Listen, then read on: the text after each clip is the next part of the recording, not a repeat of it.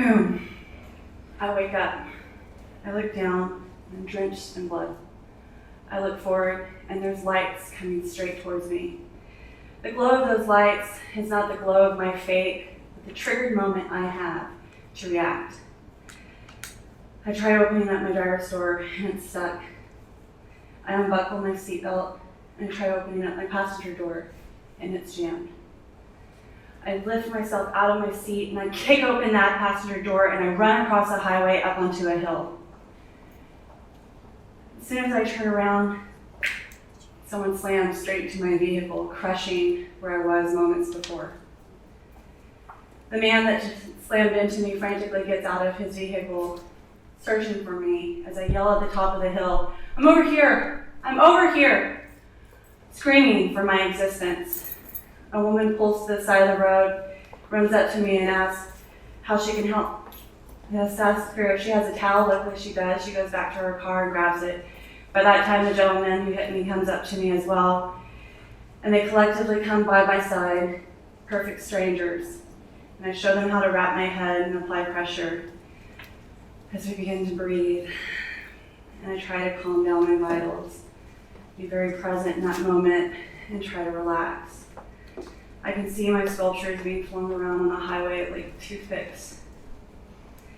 And there, 2 weeks into a month, I begin the healing process. Healing from a cracked rib, broken wrist, a laceration sealed by 12 staples. See, the healing process was not just the physical elements, but the emotional elements behind that, including past scars that I had not faced. Those were minor incidences that could have happened to me because as witnesses saw, they saw me carrying my sculptures in a long trailer, which had a tire blow, flung me around like a rag doll on the highway, which can happen when you're hauling a trailer, but the trailer hitch snapped. And it catapulted my Land Cruiser, flipping it 5 different times, and on that last land, that's when I woke up to those lights coming straight towards me. I had no other choice but to face those lights. And I didn't know that that wreck was going to actually supply me with any and every analogy that I needed for events coming further on into my life. To the time that I took to sit with myself and to heal, there was emotional healing in dark places that I didn't want to go.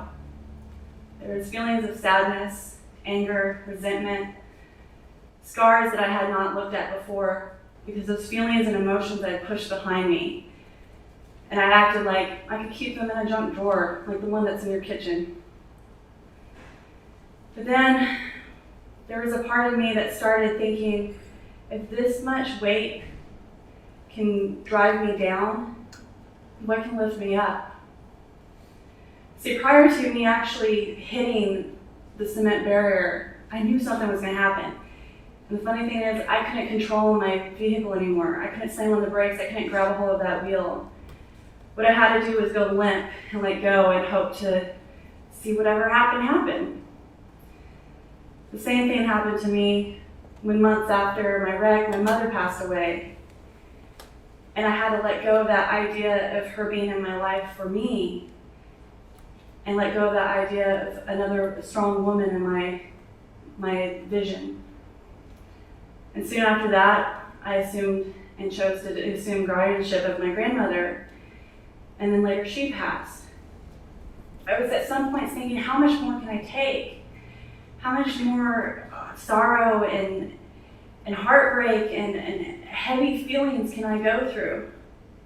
But then at the same time, if this much can happen to me, then I'm being entrusted with these opportunities to learn from them. I'm being entrusted to learn something from these experiences, to look at those lights coming straight towards me and to react, not just to sit in the seat, but to kick open that door and run across that hill. I'm sure all of you guys have done that before. A failed relationship, a divorce, a job, something that just didn't go as planned. And that run up against the hill, once you turn around and you see that car slam into that vehicle, that's something that you avoided because you faced it. You faced that crumpled piece of paper thrown around like a draft of a bad story. See, we try to find these silver linings within our lives. And the silver linings don't become any weight until we find their value in gold. That's the alchemy, that's the transformation. When we're able to turn around and close that gate that we never knew was there to be closed. That's the duality of our experiences. We have that choice. We have that space to be able to decide whether we're going to trust ourselves. I didn't have time to think and say, well, maybe I can get out of this. No, I had time to move and go fast and act quick and take everything inside myself that I knew I could trust within me to carry me up that hill. To turn around and to depend on two perfect strangers to calm and become that community that I needed. These were things that I sought after and pushed me through these past couple of years. But I'm still on that journey. I'm still able to recognize that uplifting feeling and that exhilarating rush, the same rush that I felt when actually I was free-falling and flipping subconsciously. It's something I'm able to tap into now and recognize when I'm about to make that leap, when I'm about to move into a new phase of my life. And you'll be able to recognize it because those dark, sorrowing moments that we tend to sometimes ignore, when they're gone, and what's replacing them is that recognition of those feelings that you've created because you have, and you've trusted yourself to be there and get through whatever it is that you need to. I hope that you're able to take on your journey with me and continue on, whether it be here today and take something with you tomorrow, or whatever is in the future on your road. But to know that you have that choice to trust with yourself. Because if you're not, I'm wondering what else you're not paying attention to. And I appreciate you being here with me in that moment. It's the same feeling of when those two perfect strangers were with me on this journey. And I thank you.